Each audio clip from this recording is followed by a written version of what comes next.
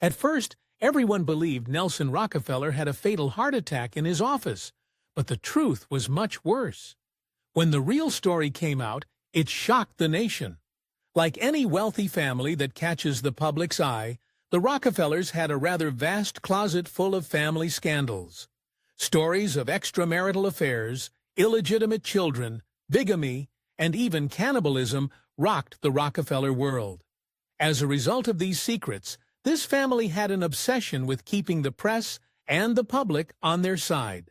But there was one secret, dating back to the family's origins, that had potential to bring this family down to its knees.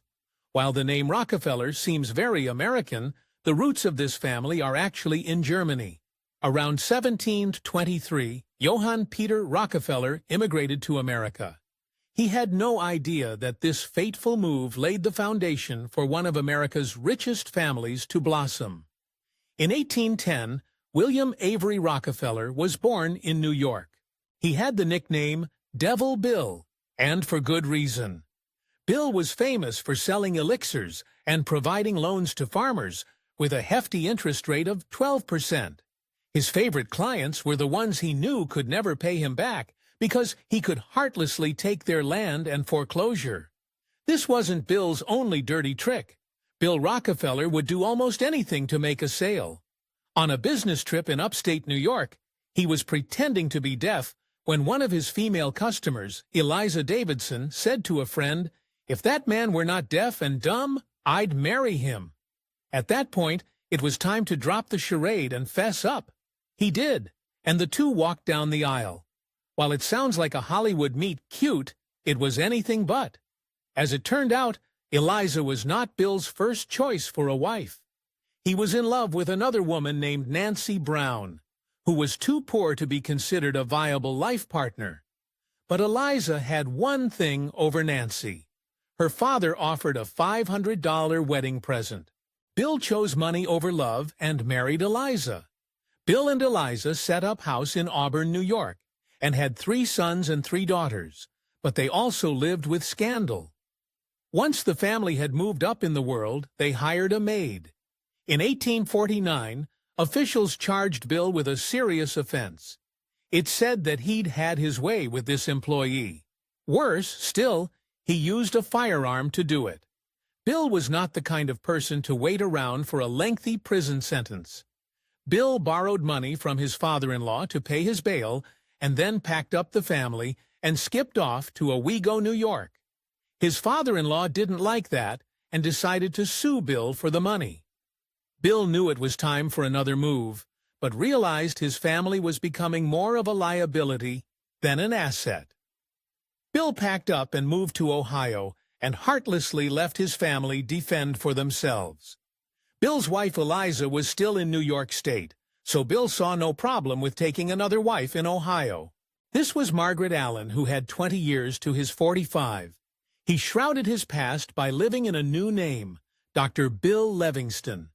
Even before Bill took up Margaret, he'd been betraying Eliza all along. He'd kept his previous love, Nancy Brown, as both his housekeeper and mistress, and the two even welcomed 2 illegitimate daughters. Bill never did right by the women in his life. But thankfully, Bill's son was more of an upstanding citizen. When Bill's son, John D. Rockefeller, turned 16, he got his first job with Hewitt and Tuttle. Unlike his father, John was a conscientious employee who even tried to abide by the law. Soon John was ready to start up a business with a partner. He needed $1,000 more than the $800 he'd saved. Dad stepped up and loaned him the money, at 10% interest, of course. Now all Bill had to do was wait and see if his investment would pay off. In 1859, America was split in 2 by a war. While this may have been a tragedy for the country, it was money in the bank for John. He made a fortune providing food and supplies for the Union Army, but making money this way would only last while the war continued. John needed to find the next big moneymaker, and thankfully he did. And boy, was it a doozy. John had learned to be a shrewd businessman from his father, and when Edwin Drake struck oil in Pennsylvania, John knew that's where his future lay. John found partners, and together they established a refinery in the Flats near Cleveland. In 1865, the 25-year-old Rockefeller bought out his partners. He wanted to do it alone, but not completely alone. The year before he bought out his partners, John ended his 9-year courtship with Laura Celeste Spellman. Happily, he ended it by marrying her in a small private ceremony. Within a year, they would have a baby girl and a house on Cleveland's Millionaires' Row. Not too shabby for the son of an elixir salesman, but he was just getting started. In 1870, John started the Standard Oil Company, which was soon worth an astounding $1 million. This was the largest company in the U.S. at the time, which had control of 10% of the oil business in America. 3 years after he started this company, a depression hit the country. While it was a disaster for most business people, John found a silver lining. While many businesses were hurting from the Great Depression, John started buying up failing oil companies. By 1877, he now had under his control 90% of all the oil in the country. This earned John a spot on an impressive list. He was in the top 20 of America's richest men. Surely this would make him a very happy man. Spoiler alert, it didn't. John had spent a lifetime working long hours and making millions. Sadly, this led to depression. He later said, "All the fortune that I have made has not served to compensate me for the anxiety of that period." In other words, making money did not make him happy. Another thing that didn't make him happy: his family's secrets coming out for all to see. Because the public was starting to notice John, some journalists did some digging. They uncovered the fact that John's father was of a questionable nature, and they wanted to know all the details of his sordid story. Although a reward of $8,000 was up for grabs, no one ever found John's father. With no evidence of his father's scandalous past, John continued to be successful. He and his family moved themselves to a West 54th Street mansion in New York City. He also moved his company headquarters to New York's Broadway. The Rockefellers were ready to make a splash in the Big Apple. But it wasn't the most ideal family life. John had 5 children, and the youngest and only boy was John D. Rockefeller, Jr. In 1887, when the boy was just 13, he collapsed as a result of working too hard. The family's solution was heartless. They sent him to their country house where he did strenuous physical labor. Don't feel too sorry for him, though. His family was swimming in money. In 1893, there was another stock market crash, and this one worse than in 1870. John, however, took these hard times in stride. He seized the opportunity to purchase a 400-acre estate on New York's Hudson River and planned to make it even larger. But something was coming that could end the fortune of this oil-rich family. In 1895, John D. Rockefeller made a secret move and quietly retired from his company. But the very next year, history itself experienced a definite shift. You see, as electricity began to replace the kerosene-powered light, you'd think that Rockefeller would have a reason for concern.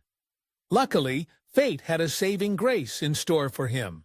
Henry Ford put together the prototype for the first modern car in 1896. With car use on the rise, Americans would be needing oil for a long, long time. John's fortune was certainly secure, but his character was about to come under attack. John's Standard Oil Company had come under a lot of criticism for holding a virtual monopoly on the oil industry. Writer Ida Tarbell's father had lost his business due to John's heartless dealings, so in 1902, she decided to write an exposé about Standard Oil. Writer in the center of this article was John D. Rockefeller himself. An article like this could turn the public against him. Little did John know, this was only the tip of the iceberg. In 1906, then-President Theodore Roosevelt took on John and Standard Oil. Suddenly, the public had had their fill of all things Rockefeller. They even called them one of the male factors of great wealth. Just as Rockefeller's reputation was at an all-time low, a secret came out. Remember, John's father, Bill, had married at least twice without getting a divorce in between. This piece of spicy news was all the public needed to hear. Now they had two reasons to hate the Rockefellers, both their unfair monopolies and their loose morals. However, John's reputation wasn't completely destroyed. You see, John D. Rockefeller had poured money into charity and continued to do so. The family opened the Rockefeller Institute for Medical Research in 1901 and created the General Education Board in 1903 to make sure all children in the South received an education, no matter their race. Helping others must have felt good to John because he decided to do it full-time. By 1910, John had had enough and decided to commit fully to charity work. However, there was still trouble in store for the Rockefeller family. A year later, the Supreme Court demanded that the Rockefellers would have to completely dismantle Standard Oil. In 1913, John's daughter Edith traveled to Switzerland, but this was not to climb the Alps in Yodel. She suffered from depression and she wanted treatment by a leading psychologist. At the time, this was Carl Gustav Jung. Edith got her cure and also found her vocation in life. One of Edith's quirks was that she chose to celebrate Christmas on December 15th because of her interest in astrology. She also thought she had a past life, but this was no ordinary past life. Edith truly believed in reincarnation and that she herself had once been King Tut's first wife. And that wasn't all. On one unforgettable occasion, she reportedly shared only the other day, while glancing through an illustrated paper, "I saw a picture of a chair removed from the king's chamber. Like a flash, I recognized that chair. I'd sat in it many times." Back on planet Earth, Edith's brother, John D. Rockefeller Jr., was facing a huge scandal. John Jr. was now at the helm of the Rockefeller business. In September of 1913, miners working at his Colorado Fuel and Iron Company called a strike and walked off the job. The company heartlessly evicted the workers and their families from the company-owned towns. The workers built tents to live in and prepared to wait out John Jr. There was going to be a standoff, and it would end in bloodshed. The National Guard came in to control the violence, but it soon became clear that they were only supporting John D. Rockefeller Jr. Not only did they draw arms against the strikers on April 20th, 1914, but the horrifying climax of the entire ordeal ended with the National Guard dousing the tents with kerosene and lighting them on fire. By the time the smoke had cleared, the tally of lost lives was a shocking 25 people, 11 of them children. Then the situation took another nightmarish turn. In response to the massacre, the miners rose up against strikebreakers and officials and fought back, resulting in around 50 fatalities. That's when President Woodrow Wilson took action, sending in federal troops to take control of the chaos. Thankfully, they acted in the spirit of neutrality, and the strike eventually ended on December 10th. John Jr. now had blood on his hands. When it came to the massacre, John Jr. washed his hands of taking any responsibility for the tragedy. Even still, most people understood that this strike wouldn't have happened if John D. Rockefeller Jr. had provided safe working conditions and fair pay. The Rockefeller family was once again taking a nosedive in their popularity. John Jr. needed help, and he knew where to find it. Having someone handle a company's PR was a new idea at the time, and John Jr. turned to PR guru Ivy Lee, as well as future Canadian Prime Minister William Lyon Mackenzie King, to solve this dilemma.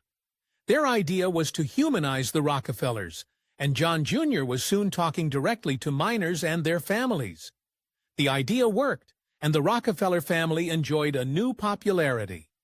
Now it was time for the Rockefeller name to go down in history. In 1931, the Great Depression cast a shadow of unemployment over thousands of workers. John Jr. did something to help with that.